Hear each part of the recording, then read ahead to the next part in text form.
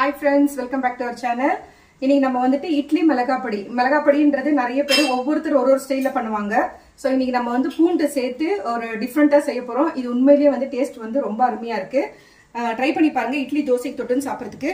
இது வந்து நான் வந்து கால்படி அதாவது 1/4 kg quarter kgன்னு சொல்வாங்க 250 கிராம். சோ இதுல வந்து நான் வந்து 1/2 kg எடுத்துர்க்கேன். சோ இதுல ரெண்டு நம்ம சேர்த்துக்கலாம். உளுந்து வந்து நல்ல முறத்துல கொட்டிட்டு அந்த டஸ்ட் எல்லாம் வந்து தட்டி எடுத்துட்டு ஒரு துணியில வந்து தொடச்சு விட்டுருங்க. ஏன்னா இது மேல நிறைய வந்து மாவு இருக்கும். சோ இது வந்து 1/2 kg எடுத்துக்கிறேன் நானு. சோ இவ்வளவுதான் சேர்க்கணும் இல்ல. இதுல 1/2 kgன்னா நீங்க இதுல வந்து நிறைய பேர் இருந்துச்சுன்னா இந்த இது ஓகே குவாண்டிட்டி. இல்ல கம்மியா இருந்தாங்கன்னா இதுல ஒண்ணு மட்டும் சேர்த்து பண்ணிக்கோங்க. சோ இது நல்லா வந்து பொன்னிறமா வரணும். ரொம்ப தீக்கிறதெல்லாம் வேண்டாம். அந்த உளுந்து வறுத்துச்சுன்னா அந்த வாசனை ரொம்ப நல்லா இருக்கும். சோ அது வரைக்கும் இது கொஞ்சம் வறுத்து விடணும். தீயாம பாத்துக்கோங்க. தீஞ்சிடுச்சுன்னா அது டேஸ்டும் மாறி போயிடும். இது எண்ணெய்லாம் ஊத்த வேண்டாம். அப்படியே ஜஸ்ட் வறுத்து விடுங்க போதும். இது மேக்ஸிமம் ஒரு 5 minutes ஆகும். அது நல்லா உங்களுக்கு வறுபட்டோம்னா அந்த வாசனையும் வரும்.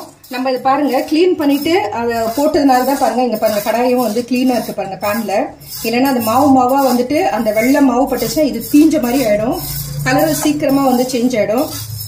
அதனால நல்லா கிளீன் பண்ணிட்டு அதுக்கப்புறமா வந்து வறுத்துக்கோங்க.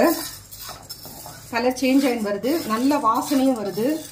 பாருங்க நல்லா கொஞ்சம் கலர் சேஞ்ச் ஆயிருக்கு. ரொம்ப வந்து ப்ரௌனா விடாதீங்க. ஸோ ஆஃப் இது இந்த மாதிரி இருக்கணும். நல்ல வாசனையும் வந்துருச்சு. ஸோ இதை நம்ம எடுத்துடலாம். இப்போ 2 இது வந்து காப்படியில் நம்ம வந்துட்டு உளுந்து எடுத்தோம். ஸோ 2ன்னா ஒரு இதுக்கு வந்து கடலைப்பருப்பு எடுத்துக்கணும். இப்போ இதில் நீங்கள் 1 கிளாஸ் வந்து உளுத்தம்பருப்பு போடுற மாதிரி இருந்துச்சுன்னா இதில் அரை இதுக்கு வந்து கடலைப்பருப்பு சேர்த்துக்கோங்க. அதே மாதிரி இதுவும் கொஞ்சம் செவக்கட்டும். இப்போ பாருங்க இதுவும் நல்லா ரோஸ்ட் ஆயிடுச்சு. எடுத்துடலாம் இது. இதோட நம்ம ஒரு 2 டேபிள் ஸ்பூனுக்கு உடச்ச கடலையும் சேர்த்துக்கலாம். இதுவும் கொஞ்சம் ரோஸ்ட் ஆகட்டும். ரொம்ப தீர்க்கக்கூடாது. இந்த வாசனை நல்லா இருக்கும். அதுக்காக தான் இதை சேர்க்கணும். நம்ம ஒரு 1 minute ரோஸ்ட் பண்ணா போதும். இது அப்படியே ரொம்ப நேரம் வந்து வறுக்க வேண்டாம். எள்ளு கொஞ்சம் சேர்த்துக்கலாம். இதுவும் ஒரு 2 டேபிள் ஸ்பூனுக்கு சேர்த்துக்கலாம். இன்னொன்று என்ன, எள்ளு போட்டதுக்கு அப்புறம் லோ ஃப்ளேம் பண்ணிக்கிட்டு லிட்டு போட்டு மூடி விட்டுருங்க. இல்லைன்னா வந்து வெடிக்க ஆரம்பிச்சிச்சுன்னா உங்களுக்கு ஃபுல்லா எல்லாம் வெளியில தான் வந்துடும். இப்ப பாருங்க. ஸோ அதனால வந்து ஒரு லிட்டு போட்டு மூடிடுங்க.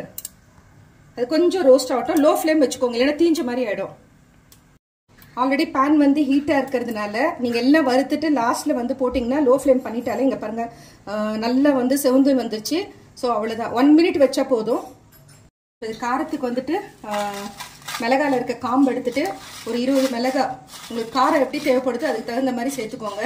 இப்போ இது கூட வந்துட்டு கலர் தேவைப்பட்டுச்சுன்னா காஷ்மீரி ரெட் சில்லி பெடி மிளகான்னு சொல்லுவோம் இல்லையா, ஸ்ப்ரிங் சில்லி, அதையும் வந்து சேர்த்துக்கோங்க. அது வந்து காரம் கிடையாது, இது வந்து கலர் கொடுக்கும். அதுக்காக தான் வந்துட்டு உங்களுக்கு வேணும்னா சேர்த்துக்கோங்க.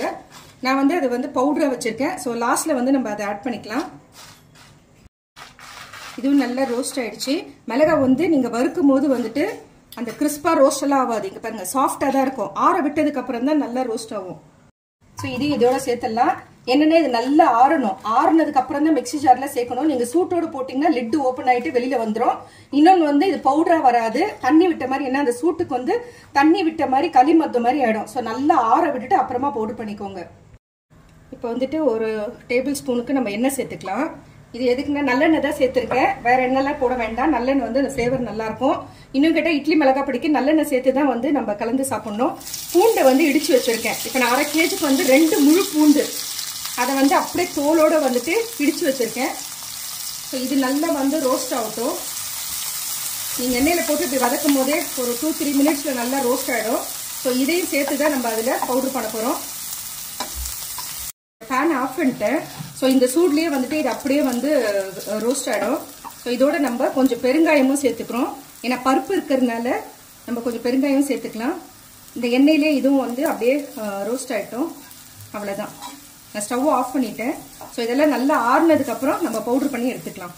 நல்லா ஆறிடுச்சு. நம்ம ஜாரில் சேர்த்துட்டு பவுடர் பண்ணி எடுத்துகிட்டு வந்துடலாம். பாருங்க அந்த பேன்லயே நம்ம வச்சுட்டதுனால அப்படியே பாருங்க அந்த சவுண்டுக்கு தெரியும் உங்களுக்கு. நல்லா ரோஸ்ட் ஆயிடுச்சு பாருங்க. நல்லா ரோஸ்ட் ஆயிடுச்சு. இப்போ பாருங்க, இதை நான் அரைச்சி எடுத்துட்டு வந்துட்டேன். இது ரொம்ப மாவு மாதிரி எல்லாம் வந்து அரைச்சி எடுக்கக்கூடாது. பவுடர் டைப்ல கொஞ்சம் நரன்னு, அதாவது ரவா டைப்ல வந்துட்டு அரைச்சி எடுக்கணும். அப்பதான் நீங்க தொட்டுன்னு சாப்பிடும் போது நல்லா இருக்கும். ரொம்ப மாவு மாதிரி அரைக்க வேண்டாம். ஸோ இதோடய நம்ம சேர்த்துட்டு ஒரு திருப்பி விட்டுட்டு எடுத்துக்கலாம். இதோடய வந்துட்டு காஷ்மீரி சில்லி பவுடர் கலருக்காக ஒரு 2 ஸ்பூன் ஆட் பண்ணிக்கிறேன். உங்களுக்கு அந்த காஷ்மீரி ரெட் சில்லி மிளகாய் கிடைச்சிச்சுன்னா கூட நீங்க வறுக்கும் போது சேர்த்து அரைச்சிக்கோங்க. இந்த பவுடர் இருந்ததுனால பவுடர் நான் இதோட ஆட் பண்ணிக்கிறேன். ஒரு 2 ஸ்பூன் தான் எடுத்திருக்கேன் கலருக்காக. ஸோ இதுக்கு தேவையான உப்பையும் நம்ம இதோட சேர்த்துக்கலாம். உப்பெல்லாம் நீங்க பார்த்துட்டு சேர்த்துக்கோங்க. இப்போ நம்ம அரைச்சின்னு வந்தாச்சு. இங்க பாருங்க, கலர் உங்களுக்கு நல்லா தெரியும். செம்மையா இருக்கு பாருங்க கலரு. ஸோ நீங்க வறுத்த பேன்லயே வந்து சேர்த்துட்டு நீங்க அதை அரைச்சிட்ட பிறகு கூட நல்லா ஆற விட்டுட்டு தான் வந்து ஒரு ஏர்டைட் டப்பால போட்டு வச்சுக்கணும். அப்படியே எடுத்து போட்டாலும் இந்த மிக்சியில அரைக்கும் போது இருக்கிற சூடும் வந்து அப்படியே வந்து தண்ணி விட்ட மாதிரி ஆயிடும். ஸோ நல்லா ஆற விட்டுட்டு அப்புறமா எடுத்து போட்டுக்கோங்க. ஸோ இது வந்து ஒரு 3/4 கேஜிக்கு இருக்கும். ஏன்னா 1/2 கேஜி நம்ம உளுத்தம் பருப்பு போட்டோம். 1/4 கேஜிக்கு வந்துட்டு 250 கிராமுக்கு வந்துட்டு கடலைப்பருப்பு சேர்த்தோம். கொஞ்சம் உடைச்ச கடலை, அப்புறம் எள்ளு சேர்த்துருக்கோம். நரன்னு அரைச்சி எடுத்துக்கோங்க. அப்பதான் வந்து சூப்பரா இருக்கும். நம்மளுடைய பூண்டு மிளகாப்பொடி, இட்லி மிளகாப்பொடி ரெடி. இதே மெத்தட்ல ட்ரை பண்ணி பாருங்க. உண்மையிலேயே சூப்பரா இருக்கு டேஸ்ட்.